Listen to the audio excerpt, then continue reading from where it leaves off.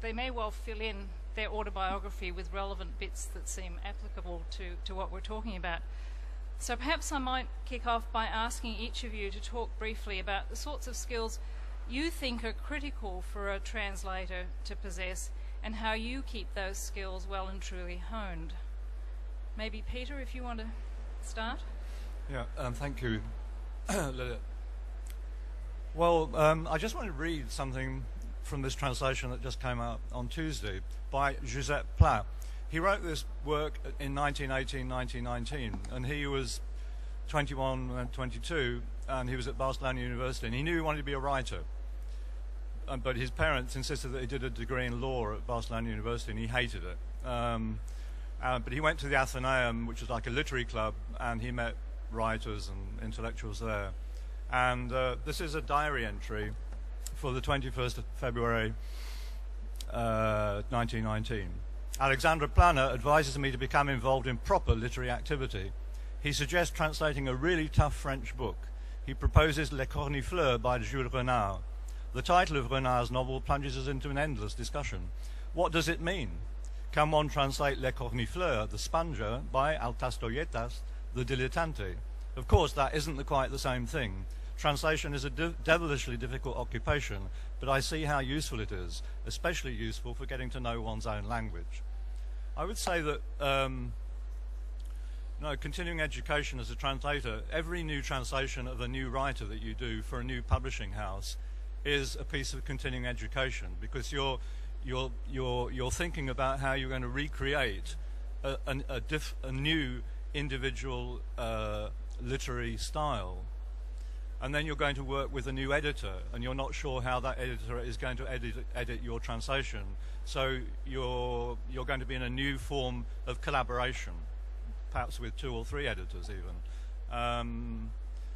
And I've been living in Barcelona for the last 10.5 years, and basically I've translated a lot of Catalan literature, and I would say in terms of continuing education, that has made me really rethink my whole relationship with Hispanic and Iberian literature, because there are kind of major writers in Catalan who haven't been translated, like Josep Pla, and they're not kind of part of the discussion of literature in the Iberian word or in world literature or anything. So for me, that's been a kind of massive adventure and a massive learning exercise in terms of translating different writers writing with different original styles in Catalan. And you know, Pla, at the age of 21, he was discovering that really what you have to be a literary translator, however much Catalan you know, or however much Chinese or Romanian, the readers are going to read your English.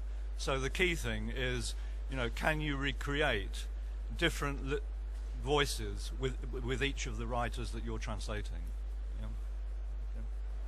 Richard. Thank you. I suppose I'm here in part from the academic point of view, and I can see that later on we've got the word theory coming up, so we'll leave that until then. It's just things to add to what Peter said, really. We always look at language skills from the point of view of a university. If someone's coming to a translation course, they have to know the language.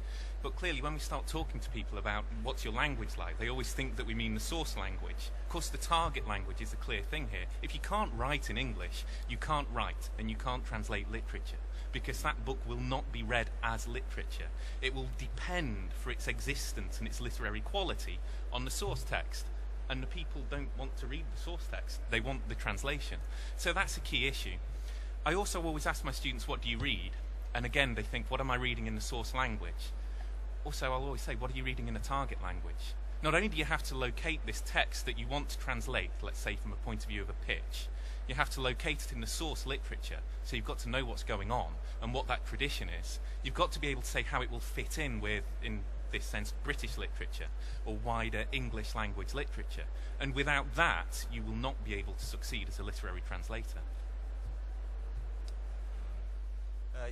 Yeah, really much along the same lines. My evolution as a translator has been really evolving the end product, my writing in English. And I took very practical steps towards making that happen after about 5 years of being a general translator working on non-literary texts. not even books, just websites, journalism, business procedures, all these sorts of things. And what I decided to do was retrain almost and do the MA in Literary Translation at Exeter. And one thing I really worked on there was my writing in English, and just sort of try and approach it with some humility really, and pull apart what I'm doing and really look at the decision-making process. Translation is when you translate a text, there's a series of thousands of decisions that you're making, some of them unconscious, some of them more conscious, and doing the MA was really an opportunity to step back and actually consciously look at a lot of the stuff I was doing sort of unconsciously, and also have more time to work on a text. You know, when you're freelance jobbing translator, you have a very tight deadline, you knock it out and that's it, and you don't really look at it again. You very rarely get feedback on your work because your clients generally are not, they don't have the skill set that's needed to assess your work. They don't speak English in my case, or at least not well enough to really feed back on your work. So that's a huge benefit of sort of retraining later in your career, is that you have a deadline for the pieces of work that you're doing, but compared to real world translating, it's huge, and so you've got lots of time to reflect on what you're doing and have it critiqued by someone like Richard, and be able to discuss it in a group or discuss it with a tutor.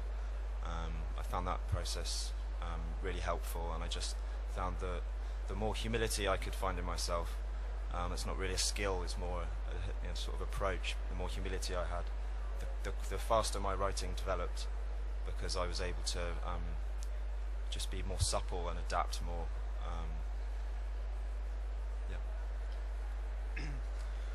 Well, as a translator, I think it goes without saying that you need to have an ear for the language as it is actually spoken, the raw material from which writers actually fashion their works. And like Peter, I've been living in the country where the language I translate from is actually spoken for 15 years, but obviously this isn't a practical solution for every translator to move lock, stock and barrel to the country where you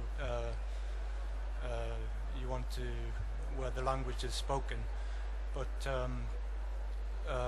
in Romania, the Romanian Cultural Institute, for example, offers scholarships for translators to come to the country and meet writers and get the feel for the language in its natural context. So this would be a solution for if you don't actually want to move to the country.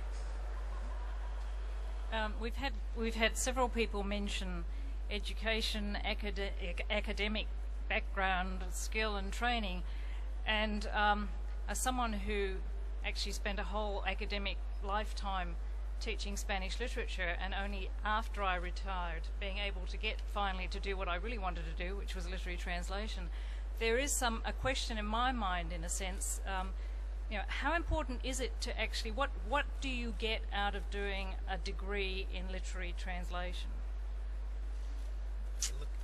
Looking at me, I start this one first? I think just start with the degree first. You get those analytical skills. Yep. Because if we're talking about reading, then it's not just reading reading of the book, putting it to one side, but it's starting to work out how that book works. And as a literary translator, you need to think of all of those networks of meaning that there are in a text. So then if you think of a degree in literary translation, it's taking it to that next level and making it more specific. Then what should be in that degree, yes, that's something else that we can talk about, yes, and that's where that theory word might come up. But initially it's the fact, particularly in the British system where it's a master's degree, and so somebody already has an undergraduate degree and you're making it more specialist in the area of translation and literary translation, it's trying to apply those analytical skills in that field. So that's the short answer. I think I'll pass it on to Peter. I'm just going to add in one more factor that people can think about as we go along. So if for whatever reason doing a degree in the area isn't an option, what are the sort of things that you can do for yourself outside that